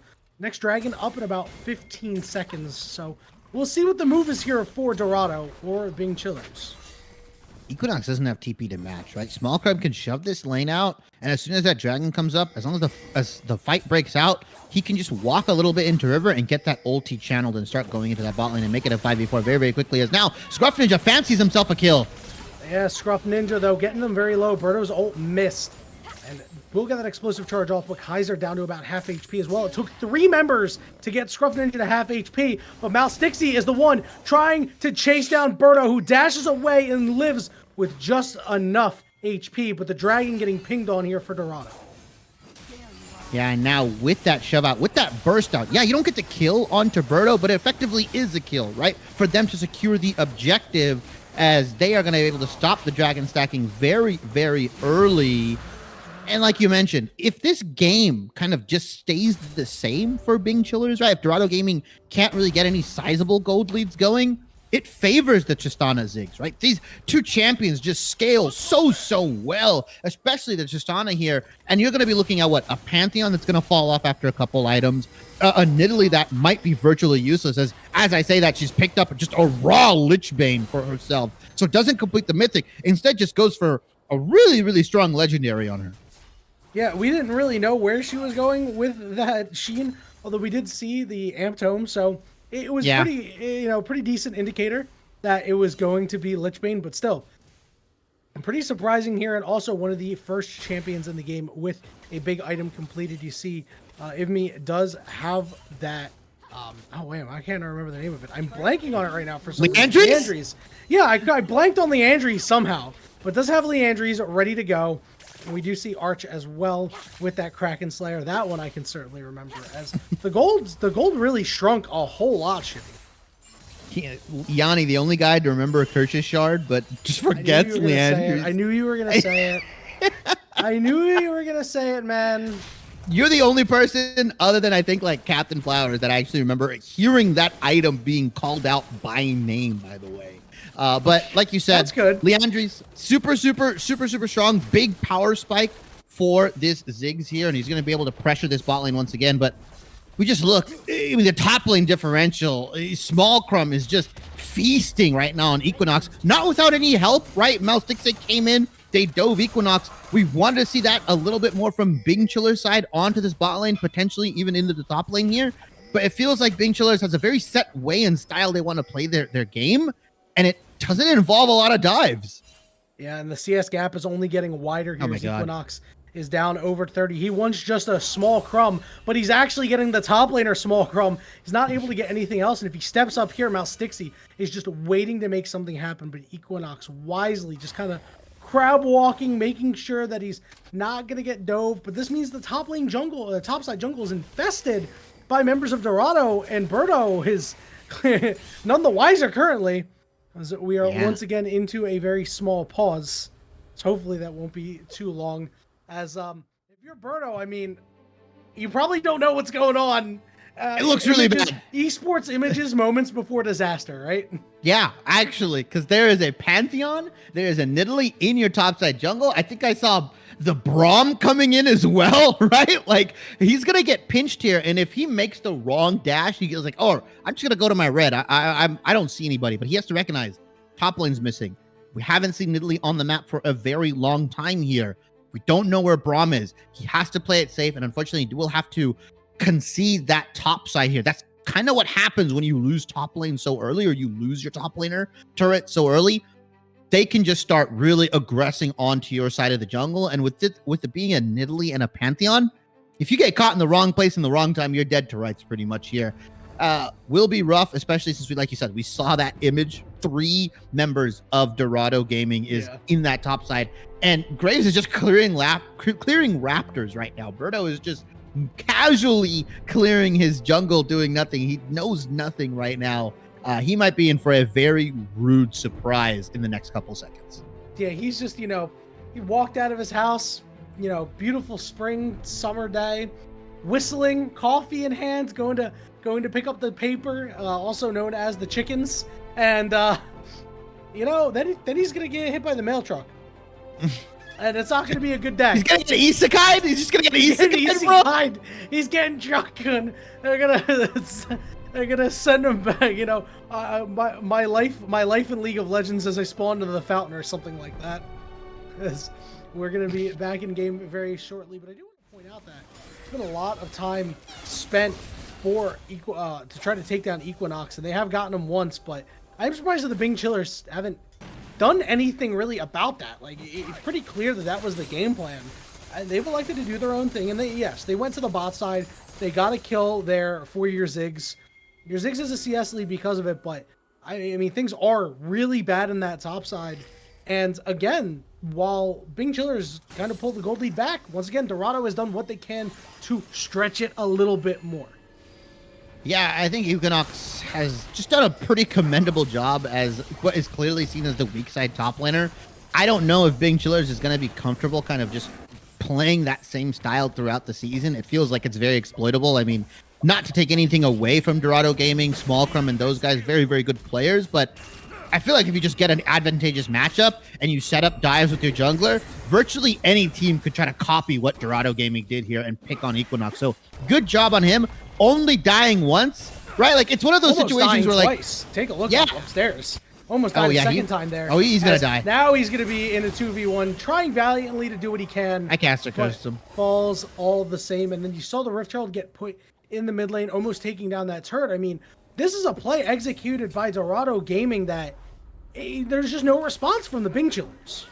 No, they don't have anything set up. They're reacting a little too late, right? They've sent their Ziggs and Leona into the top side after that bot lane turret was taken, but now you've got to shove out this lane, and it's really, really rough if you're the Ziggs. You can't go past what is the midpoint for top lane because there's so much real estate that Dorado Gaming has to work with. Unless you see the Akali or see the Nidalee on the map, you know, Ivmi has to kind of play very, very safe here. You do have the saving grace in Kaiser here, having a much better game 2 than game 1. He's going to end up taking down this mid lane turret as well. And like we classically like to say, opens up the map, but that's just not enough, right? It opens up the map, but can you do anything with the space? Can you build a community? Can you build the houses, right? Can you use that real estate for your advantage? Or are you just going to open it up and leave it there to rot and die?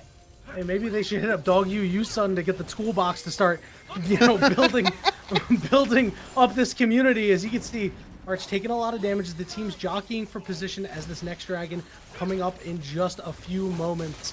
And you can see, Shibby, it feels much like game 1, a very tenuous point. 17 minutes into the game, it's not that bad yet for the Bing Chillers, but the engage is on to Oreo Murder, who has to try to get away. Good ultimate getting dropped down, but to get ripped apart by Scruff Ninja, and everybody has to leave. Equinox landing the ultimate, going golding as Scruff Ninja, but they can try to get on top of him. He's going to flash away. Birdo, very low. Are they going to be able to kill Smallcrum? Smallcrum will walk away. A lot of low health bars for the side of Dorado Gaming, but no worse for wear. However, this means the dragon could go to the Bing Chillers. Equinox, not quite done yet. Looking to force off Mouse Dixie, and he's going to knock Equinox into the pit. Teleport coming in. Good reset here from Scruff Ninja. Now full HP, feeling healthy, as the rest of Dorado Gaming pour toward the dragon. Oh, Kaiser eats a spear backing, and yeah, you thought that they would have the dragon here, but that initial kill onto the Leona puts out any sort of engage that Bing Chilling wants to go. They simply did not have enough gas in the tank to chase down Scruff Ninja, to chase down Smallcrum.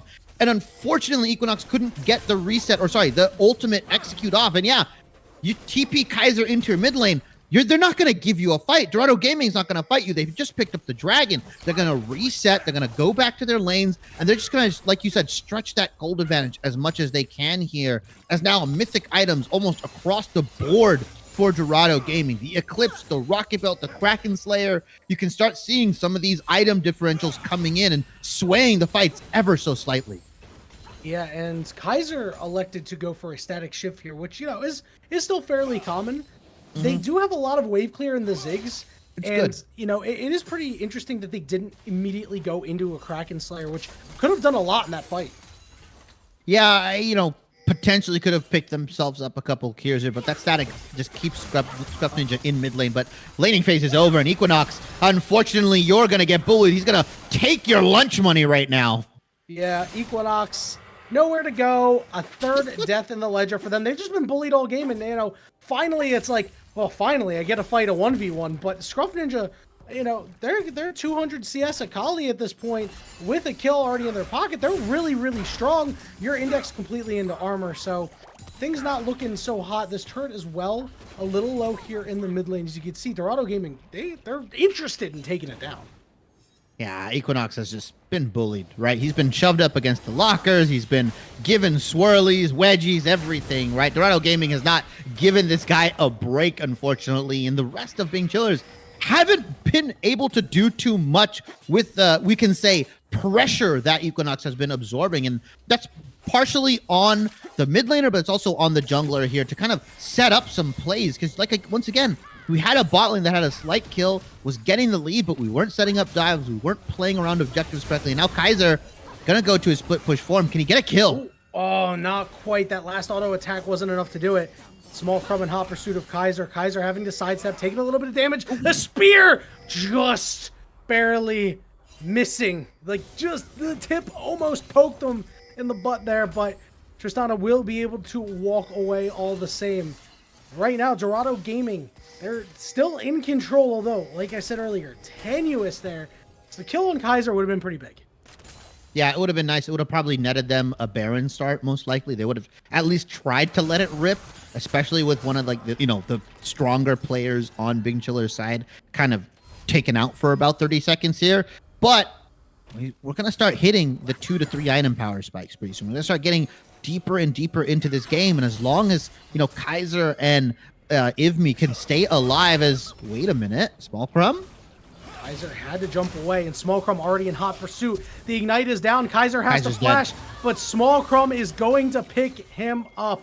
The persistence there, really big there for Dorado Gaming. We're seeing Zig start to recall. Does have teleport available. You see on the bottom side of the map, Scruff Ninja taking out a turret. Dorado Gaming looking to knock down all of these outer turrets.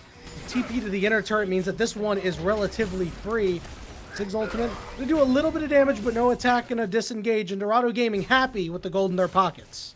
Oh, and Small Crumb's going to get a nice big paycheck, 600 gold into his pocket right now. He's going to come back with at least a component to a legendary item. This guy's on Black Cleaver Eclipse already. He's once again one of the strongest members for Dorado here, abusing the top lane mismatch, I'm going to say, but also just Dorado playing so well around their carry top. And Scruff Ninja quietly has been CSing, quietly has been picking up a kill or two here and there, and has been able to match Kaiser blow for blow in terms of bursts. As we see, look at the goldie. Like, look where most of that is sequestered, Yanni. Yeah, it's all of it on Small Crumb, really. And this is something that Storm, otherwise known as Control Alt Elite, talked about in the match predictions this week for Masters, that top lane, it was going to be the lane to watch. And Small Crumb is just, really a split push god. It really does a lot of good work in the solo lanes. And you've seen it. You've seen it happen in real time in both games. First on the Aatrox, now on the Pantheon. And, after that Game 1 performance, we expected it in Game 2, and they have not disappointed. Yeah, and they've just been taking full advantage. There's now the goldie, a couple minutes ago was 1.5. Then it creeped up to 2.5 when you mentioned that they've been able to kind of stretch it a little bit more. Now it's about 4,000, almost 5. And Bing Chillers, they might just want to try to contest this third dragon as the Grand Skyfall comes in. Yeah, Crumb flying in. First kill down. Kaiser is dead next as Scruff Ninja on a killing spree. Equinox on the wrong side of the tracks getting chased down by the rest of the team as Scruff Ninja ensures the carries can't go anywhere. And Equinox is taking the turret shots. He's trying to get away. He's crab walking away with the flash. He burns his flash to try to get the execute. And they will get executed. They did burn a summoner spell for it, but this means the pings go onto the Baron as Dorado Gaming looks to get the big purple worm and put themselves firmly in the driver's seat to end the game. Let's see if Dorado Gaming is as apprehensive with this Baron as they were in Game 1 here, as Ivmi and Berto, you might be able to flash steal, you might be able to E in. It could be pretty rough. The ultimate isn't available for Ivmi. Uh-oh, this could be a steal. Berto, do you have it in you? Berto goes over the wall but can't get it done. It is stun locked and has to flash over the wall. A lot of very low health bars and Small Crumb getting even lower, but there's just no follow-up, although the Ziggs ultimate is ready very soon. They're trying to get as much vision as they can, but again, multiple flashes burnt, and everybody on the side of Dorado gets out. They pull off with the heist, they get all the gold. Ooh, Dorado Gaming with the biggest blue ball I've seen so far. Bing Chillers not able to pick up any kills here. The low health bars are just unable to get executed on. And if you wish Equinox was there, you wish an ultimate was available, a reset for Kaiser, the consolation prize potentially is this dragon, but Scruff Ninja, oh, he wants it. He wants it right now. Want to try to get in there. Now Stixie is in, but it's secured by Birdo, and now Mal Stixie, the one to go down. Scruff Ninja on the back side. The Ziggs is low. Can they protect them? Trying to get out, but dies in the pit, and Scruff Ninja will flash out. Equinox picked up a kill, put, Nidalee into the meat grinder, but a 1-for-1 overall, and the objective bounties have started as the Grand Skyfall comes in. Oh, Kaiser. Wait, unfortunately, okay. Wait, he's fine. I think it was a blind ultimate? Yeah, it was blind. There was no vision. There was no vision on him. It was just a blind ultimate. Residual. I guess he thought that Kaiser was just gonna run to the bush instead of just backing right where they are. And so, pretty good stuff there. You did get a turret as well. Good objective bounty back to back for the side of the Bing Chillers. As now they're down only 5,000 gold, which after losing the Baron is really not that bad, Shippy. I mean, it's also just, how is Dorado going to use this Baron right now? We see it being pushed into this bot lane, but they're not willing to pull the trigger. And we talked about it. If Bing Chillers can get to a point where these late game carries start to shine, the Ziggs, the Tristana, right? The Urgot, like you mentioned, potentially, if he can get to that unkillable form, it might end up biting Dorado in the back here for their apprehensiveness on the Baron. They haven't really tried to push down a tier 2 yet, or even try to break tier 3 top lane. They're more focused on getting a pick. They're more focused on potentially getting a kill here, as Kaiser is just going to get caught out. Oh my god! Kaiser got ulted when he tried to fly away. Birdo down to half HP, but Small Crumb is very healthy. Kaiser is able to help get a kill there, but it goes to Birdo. It ends up being a 1-for-1 for right now. They engage on to Small Crumb, but Small Crumb is so damn tanky, man. Oreo Murderer going down, a double kill for the Pantheon, as that will be the end of the fight. The Bing Chillers running scared from their jungle, knowing that there's nothing more they can do, and that means Arch and Scruff Ninja able to continue the push mid-inner turret down. It's a 4v3 right now. Like, I want them to start pressuring top, pressuring mid. Don't just back here, right? You have the advantage. You've got the kills you needed. Pressure this mid, pressure this top lane, and crack open the base. Yeah, and I could see why they were a little disjointed early on. Scruff Ninja pushing in that bottom lane so they could get their Zonias. It is a really important item to have, but I mean, take a look. Small Crumb and Scruff Ninja are fully kitted out right now. They can hit the go button at any time. You saw it up in the top lane, and that was just Small Crumb and friends, right? That wasn't even Scruff Ninja joining the party. And you can see Scruff Ninja is just lying in wait, licking his lips. Oreo. And Oreo Murder. Oh no. Oreo Murder is going to be in a lot of trouble. Or it could be Ziggs the one that's actually in trouble, as they will fall the ultimate from the Pantheon there. And now Oreo Murder is just going to go down here, right? Kaiser maybe going to try to help him out. Mal Stixie taking a lot of damage, but Oreo Murder, a spear to the back, takes him down. Kaiser looking to stand and fight. Just knows that they have to try to do something. Scruff Ninja goes golden. Equinox just doesn't have the damage right now, despite how tanky they are. Birdo's got nothing as well. The Collector not going to trigger. Just the cone of the ultimate lands. And it's more kills for Dorado. Yeah, Gore Drinker, Collector. You've dipped into lethality. You've dipped into survivability. That means you've dipped into no damage, right? And so that collateral damage is not going to pick up anything. And unfortunately, once again, Dorado Gaming, they've done a really good job at just living with slivers and slivers of health and getting out as much cooldowns as possible from Bing Chillers and then just re-engaging the fight. Mal Stixie on this. Nidalee, I had some of my reservations, but after he picked up that kill in the top lane, the dive, I knew it was going to be a very hard game for Bing Chillers. And Small Crumb, Mal Stixie, and Scruff Ninja just putting in work. This top side for Dorado Gaming is looking very, very scary. A little bit too much work there, but Oreo Murder flashing over the wall and surviving. And nope, never mind. They died. Small Crumb managed to take him down. I thought he was going to be able to get out, but not so. And you can see Kaiser just doesn't do any damage. He's just auto-attacking Small Crumb for a laughable amount. Yeah, I mean, that's with the build as well. Like you said, static Navori into a Hex Drinker, right? Like, you're not you're not built to do damage. You're building to kind of survive these team fights, but inadvertently stunting some of this late game that I thought would be available, right? You stunt your own late game because you're building for survivability. But if you don't build for survivability, you can't get into the late game. It is a very, very unfortunate catch-22 that Bing Chiller's mid laner has found himself in. And the same thing with Berto, right? If you don't build survivability, you're never going to be alive for any of the objectives, the dragons, the barons, so on and so forth. But you don't have enough damage here. So I think just Bing Chillers are put in a very, very hard spot. A commendable early game. They kept it more even up until around the 15 to 16 minute mark. But Dorado Gaming, once again, just abused this top lane. And now a fight breaks out. And the Pantheon on the back line. Wario Murderer goes down. Tristana the next to falls. They continue to chase. And Equinox has drawn their ire. Down you go. Berto has to flash away. But Scruff Ninja in hot pursuit. Looking to finish that one off. Not quite with the Q. Although Mouse Dixie going way deep for that one. Which means Ziggs will at least get one on the back end. But they've just watched the corpses of their friends stack up. Yeah, and now Baron back up and running as well. So they're going to go for this second Baron. I feel like Bing Chiller's first Baron is just a meme. It's just like, oh, we're going to take it away just to take it. The second one is where they're going to look to end the game here. 31 minutes in. Not as fast as game one, but still, I would say nearly equally as dominant after a certain point. Yeah, all it took was a couple of mistakes from the Bing Chillers and a couple of really great decisions from Dorado Gaming, like where they're just like, hey, you know what? This is a good time to fight. They wait for their moment. They execute on their moment. Their execution, when it comes to, you know, certain fights, has been pretty okay. It's just the Barons that I think they need to work on a little bit. We'll see if they've learned from the first 3 Barons of the series and get the job done on this last one after they take the Drake. They're looking to put themselves on Soul Point, but I mean, honestly, you're up 17 kills to 4. I know you guys can't see the goal totals, but you have to know that it's pretty jover.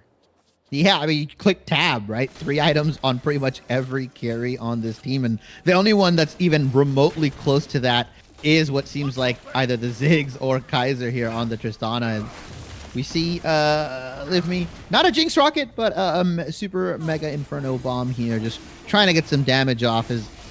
Yeah, it's rough. I mean, a lot of that gold originally was just on the Pantheon, but you just look across the board.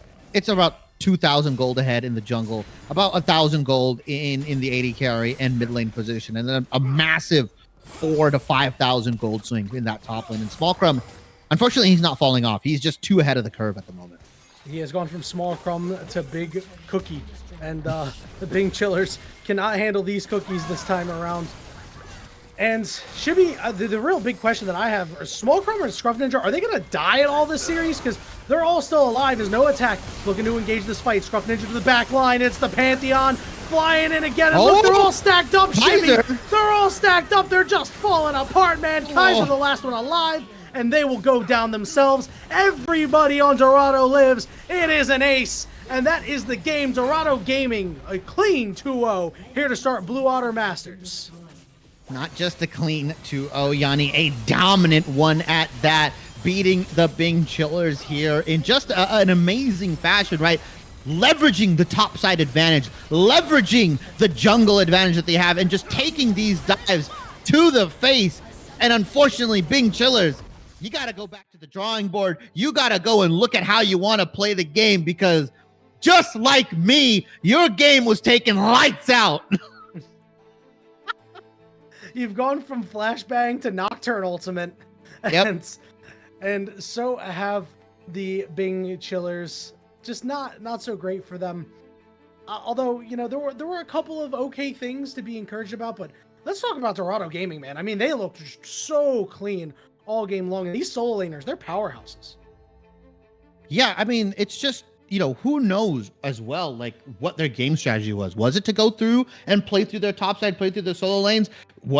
Could Arch be like a win condition potentially if there's a bot lane advantage?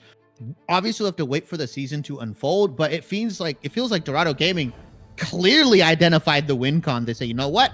We're going to play through Scruff. We're going to play through Smallcrum. We're going to continuously dive Equinox, who unfortunately is just a weak side tank top lane player. And when you're in that position, if you're not getting some sort of help, if you're not able to pilot this lane super expertly, like, you know, people, like famous players like Oduwamne and all these guys, you're kind of just left in the dust. And especially if The rest of your team is just watching idly by, farming minions while you're getting dove repeatedly and getting constantly harassed, and they're not doing anything about it, then yeah, unfortunately, you are going to lose the game. So I just didn't like Bing Chiller's plan coming into this game. It was, hey, let's throw Equinox on the tank. We'll throw our carries, our mid lane and our bot lane on something that can carry from long range, that can, help the late game here. But it just didn't work. Dorado Gaming perfectly dissected these guys. Yep, and again, there were opportunities for them to pick up the Ornn, pick up the Malphite, Bing Chillers, that is, and they elected not to. So, Shibby, want to talk about player of the series here? I mean, I know who it is. I think that the two options here are Small Crumb and Scruff Ninja, but I gotta give it to Small Crumb. I think that a lot of what Scruff Ninja did was good, but Small Crumb was the one getting the advantages early. Interested to hear your thoughts. I mean, the easy choice is Small Crumb. Don't get me wrong. Mouse Dixie, my unsung hero. Okay, I can unsung hero. I was like, look at the contrarian over here, but no, I can get credit that. But this is the Player of the Series award, not the Unsung Hero award. We can give player of the series flowers in a second. Small Crumb gets Player of the Game, MVP, whatever you want to say it, Player of the Series. He took the lead. It takes a player like him to take the lead given by Mouse Dixie and run with it, right? I mean, he absolutely just was able to destroy Equinox, use that power across the board, right? You saw what he was able to do in some of the team fights as Aatrox.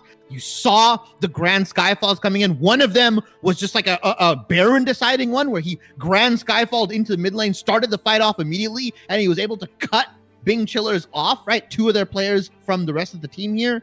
So yeah, Player of the Series is Small Crumb, but give my boy Mouse Dixie some credit. You gotta give him something. Yeah, Mouse Dixie certainly going to get their flowers. A very solid jungler. I like what they did all around the map and just really intelligent in determining, oh, Birdo's over here. There's an opportunity for me to go in and pick up some stuff, pick up some jungle camps, and it's the little things that can really get you ahead. But that is going to be it for us here this evening. A really cool set of games here, and want to give a really big shout out to the two sponsors that we currently have. First one up, Glitch Energy. Use special code Blue Otter for a discount at purchase. Pick up your Glitch Energy drink mix today. You know, it's some good, good gaming drink right there. You get the little mix in, hopefully you get no headaches and anything like that. And their flavors are pretty damn good, I must say. And of course, we also have Coachify.gg, new platform for esport coaches. 0 commissions. Sign up is free, and anybody can create a profile that is Coachify.gg. But for myself, for Shibby, for our producer Bulls, who coming in here, it's the first time that we've got to work together. Thank you so much. You did a really bang up job. That is it for us here tonight. We hope you enjoyed, and we hope to see you next Monday for some more Blue Otter League Masters action.